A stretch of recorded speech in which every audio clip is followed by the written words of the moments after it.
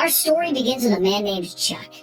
He thought it would be a good day to throw on a Superman costume and provide a brighter future for the children of the Metropolis Children's Hospital.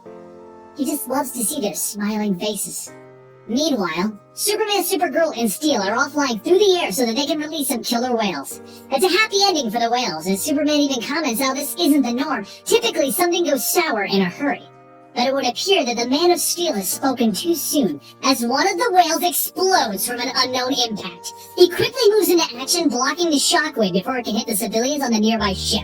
And then he looks around, trying to see if he can find the shooter. He scans the area. He uses his supervision. But he doesn't have time to find anybody before Steel, Krypto, and Supergirl all get shot in the chest by this unknown assailant. They all survive their hits, but Steel asks Superman what hit them. Superman looks around, worried. I don't know. That was too fast for even me to see. And then the situation gets even worse, as Chuck and the Superman's costume is shot in the chest while performing for the children. Chuck may just be a man, but he doesn't want to alarm anyone, and he quickly tells the children with a smile that he got a little ketchup on his chest. He just needs to wipe it off, if they'll give him a minute. He leaves the room, and he collapses on the floor of the hospital, dead. Clark and Lois head to the hospital to report on a man who was shot that day for wearing a Superman costume. And the moment that Clark realizes that this man was shot instead of himself, he takes off to get help. Batman arrives that night, and right off he's worried. Normally Clark at least tells him hello, but tonight it's all business. So the two of them head off to the children's ward of the hospital so that they can investigate the crime scene. As Batman looks around at everything, one of the children walks over to Superman. I thought you were dead! And Superman just turns to him. No, I'm fine. The little boy then just holds out his hand. I saved one of your beanbags! So Superman sits down and he begins to play with the children, asking them what they saw. They told him the story of how Superman was just juggling, and then there was ketchup on his chest, and a bug there. And that's what catches Superman's attention. A bug? Batman takes Superman back to the Batcave where they go over the entire case. They have somebody with the capability of making mosquito-sized drones that can punch through a tank. This individual appears to be playing games. He's injured Superman's closest friends, and then he shot a completely random civilian for wearing the S. Batman then turns to Superman. You're dealing with a Joker, a remorseless, obsessive, insane murderer who's playing a game that you will never understand. Batman continues by explaining how you handle a Joker. You prepare as best as you can, and you'll win some. But you won't be able to plan for everything, and you will lose some. Then eventually, you'll come to terms with what you need to do to him. Superman stops Batman. Did you kill the Joker, Bruce? But Batman just shakes his head. No. And I tell myself I never will. I don't want to become like you, Bruce, Superman tells him. And Batman just replies with, I don't either. But before their talk can continue, an alarm in the Batcave goes off. Security breach! And all of Batman's cameras go offline. Superman, fry the computer, Batman yells at him, but the cameras all come right back on, and Superman tells him, wait, we got our system back. But Batman panics. Those aren't my cameras, Superman! And that's when they hear it, a voice. Of course they aren't. Those are mine. And what I love the most about this world is that panic in your voice, Superman. The Mystery Man then shows 3 new cameras, pointing at people in 3 different locations in the world. Lex Luthor, a pop star, and a general who's heading up peace negotiations. Before Superman can even leave the Batcave, all 3 of them are shot, so Superman flies at top speed to Lex Luthor so that he can tear off Lex Luthor's body armor, which is the only thing that saved him. The pop star died, and the general died. But how does Superman know both of them? Well, the pop star that Superman prevented from committing suicide by talking her off the ledge a year ago. Then the general he saved, but he told no one about it, as it would have created problems for the peace negotiations. All 3 of these individuals are people that Superman saved, and as the voice tells him, he's gonna kill everyone that Superman ever tried to save. But then the voice vanishes, and Batman gets control of his computers back, and everything just goes back to normal. A few days pass, and Batman and Superman are at a loss. The moment Superman saved Lex, the voice stopped, and they haven't heard it since. They continue their research hoping to find this Joker of Superman's, and even get help from Hector Hammond in exchange for a few of Batman's memories.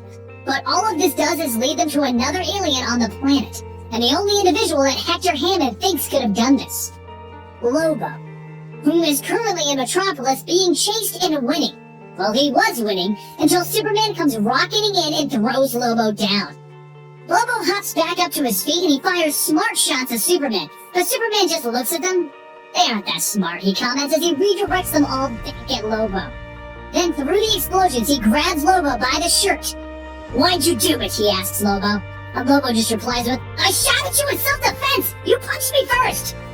So after Superman clarifies what he's talking about, Lobo just replies with, "That wasn't me!" And Superman just yells, "Don't lie to me!" But Batman stops them. "Superman, those shots he fired at you were almost hard enough to go through anything, but they're made from ground door fragments and they would have left a lot of residue." Realizing that Lobo isn't the man that they're looking for, Superman tells him to get off of this planet. And Lobo just says, "Make me." So Superman throws him into space and then rockets up there to make sure that Lobo is away from the planet. And while in space, the voice returns. "Busy, busy, busy. But you aren't any closer to finding me, are you?" While Superman takes off at light speed around the globe multiple times trying to find whoever is talking, Batman is having his own conversation. "We have every one of Superman's friends covered, but this villain is still on the loose, and we aren't any closer to finding him." He then turns to Lois Lane, who is standing behind him. "Miss Lane, I have a new plan that needs some bait." Superman and Supergirl end up arguing about using the Fortress of Solitude, which keeps Superman busy long enough for Batman to enact his plan. Batman calls up Superman. "I have a plan. We're going to use Lois as bait, but I'll have trackers established so I can track whoever fires the bullet." But Superman quickly puts it all together. The killer is listening, and Batman knows that. He has left Superman only one course of action: attempt to try and catch the bullet from hitting Lois. So, he and Supergirl take off at max speed to Lois and Batman, but the bullet is also on its way there right now. Lois looks at Batman. "I'm terrified, but I would have kicked your ass if you didn't include me." And just then the bullet comes rocketing in, and Superman arrives to catch it, but it moves out of his way. So Supergirl reaches in to catch it, but it moves again, getting out of her way, and it hits Batman square in the chest. Everyone panics as Batman falls off the cliff with a trail of green smoke coming off of his chest, and Superman takes off to catch him, and he asks, "This was your plan all along?" But Batman gasps as he says, "It was the only way to get him to strike." "So how were you going to protect Lois?" Superman asks as he floats Batman back to the cliff. "That was always your job, Clark." They land on the cliff and Batman tells Superman to look for the bullet because it didn't go through his armor. And Superman pulls it out of Batman's chest, and in shock, he realizes that this isn't a bullet. It's a Kandorian from the shrunken bottle city of Kandor. Kandor was an amazing and beautiful city from the planet of Krypton, and just before the destruction of Krypton, Brainiac bottled up the city and brought it to his ship to become a part of his collection. Eventually, Superman discovered the bottle city on Brainiac's ship, and he discovered that its inhabitants were in suspended animation. But Superman was distracted and fighting against Brainiac to save the planet Earth. While this was going on, the location that Superman moved the bottle to, the Fortress of Solitude, was turned into dust and the city went missing. Well, as it turns out, our mysterious villain is the one who took Kandor from the fortress, and he then awoke the inhabitants of Kandor, exposing them to the yellow sun, and he sent them off to destroy everything that Superman ever cared about. Batman's trackers trace the city's location to Iceland, where Superman, Supergirl, Batman, Lois Lane, and Ray Palmer, the Atom, all head to. The plan is to get into Kandor and find out why they want to kill Superman, and who is giving the orders. Batman, Superman, and Supergirl all agree to go inside to find Supergirl's old friend Tally.